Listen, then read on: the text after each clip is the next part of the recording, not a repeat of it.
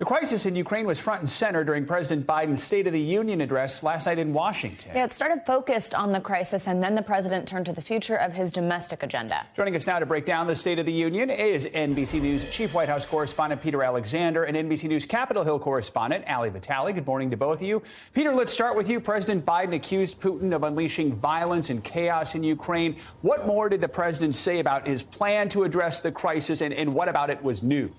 Well, the president, I think, emphasized that the U.S. is now closer alongside its NATO allies than it has been in decades. He says that the crippling economic sanctions are really painting a bad picture for Moscow, for Vladimir Putin, putting him further into a corner and making the economic situation get worse as days pass. As for what he said that was new here, he focused on a couple things, including a new restriction for all Russian aircraft that travel into U.S. airspace, and another plan going forward. Here's part of what the president said last night. The United States Department of Justice is assembling a dedicated task force to go after the crimes of the Russian oligarchs. We're joining with European allies to find and seize their yachts, their luxury apartments, their private jets. We're coming for your ill-begotten gains. And tonight, I'm announcing that we will join our allies in closing off American airspace to all Russian flights, further isolating Russia and adding additional squeeze on their economy. The president forcefully condemned Vladimir Putin, saying this is Putin's war, saying it is premeditated, totally unprovoked, and a mistake of historic proportions. He said that Putin effectively had miscalculated here. I think, though, for some of the president's critics, those who wanted a bit more on this issue, the speech was as much a state of Ukraine as it was a State of the Union.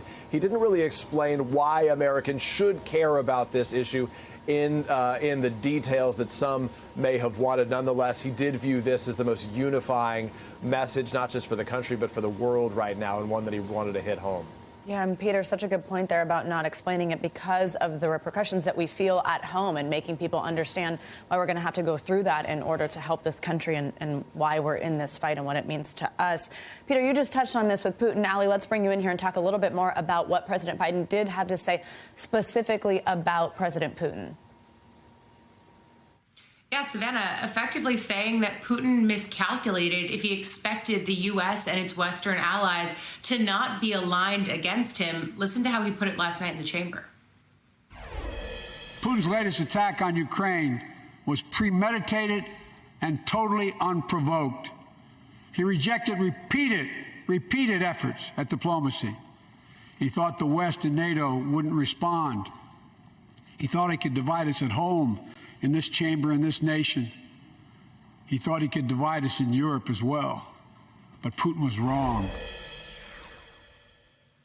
Look, calling Putin wrong there in the same room where the Ukrainian ambassador to the United States was a guest of the First Lady, Jill Biden, standing in that chamber. We saw her as one of the central figures there last night. But there are two pieces to this, too. You guys are talking, I think rightly so, about how he wasn't selling this conflict to Americans in terms of why they should care about what's happening in Ukraine. But what he did do, I thought quite diligently, was make clear that U.S. forces were not going to be fighting on the ground in Ukraine. He talked instead about bolstering and standing with our NATO allies. Of course, that has been the centerpiece of Biden and the administration's response, one that many lawmakers on the Hill, when I talked to them in the halls of Congress, that's a response and a strategy that they have praised repeatedly from the White House. I do think the other thing here, as he laid out a few of those new metrics of what the United States is going to do to further isolate Russia, things like announcing that task force to go after oligarchs for the yachts and the paintings,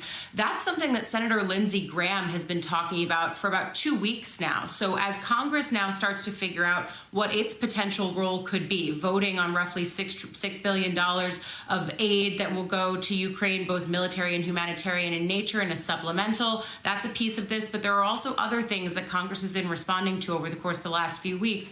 That task force for oligarchs, just one of them. Peter, the president had to make that tough turn, talk about his domestic agenda, talking about everything from the pandemic to the impact inflation is having on the economy. Sort of always feels like a list when they're doing that. Did he have a main message here?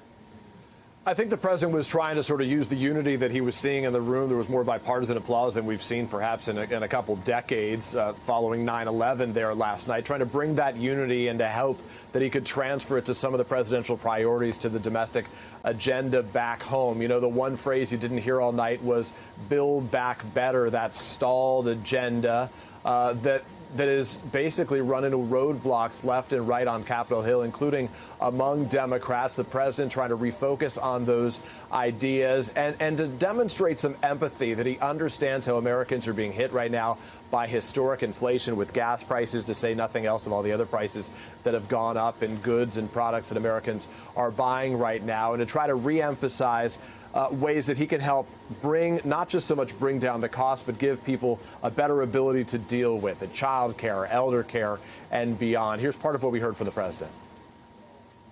It's time for America to get back to work and fill our great downtowns again with people. People working from home can feel safe and begin to return to their offices. We're doing that here in the federal government. The vast majority of federal workers will once again work in person. Our schools are open. Let's keep it that way. Our kids need to be in school.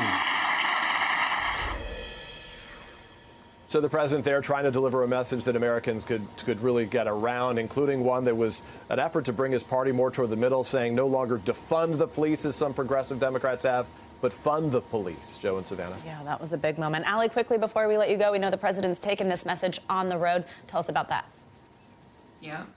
Yeah, it's amplification season now, not just for the president, but also for his vice president and members of his cabinet. Vice President Kamala Harris going to North Carolina today to a community college. That's one of the policy priorities Biden mentioned last night, a personal preference and favorite of his wife, Dr. Jill Biden, herself a teacher at a community college, and Biden himself going to Superior, Wisconsin. He'll be talking at a bridge there, again, underscoring infrastructure, one of the key pieces of legislation his administration through Congress was able to pass, even as last night was sort of build back sorta, as in the words of some of our friends at Punchbowl News this morning. All of the policy priorities that we saw last year kind of crumble at the finish line in December.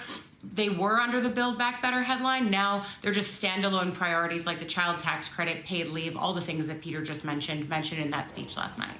Build back sorta. That's good. All right, Allie and Peter, thank you so much. Great to have you with us. Thanks for watching our YouTube channel. Follow today's top stories and breaking news by downloading the NBC News app.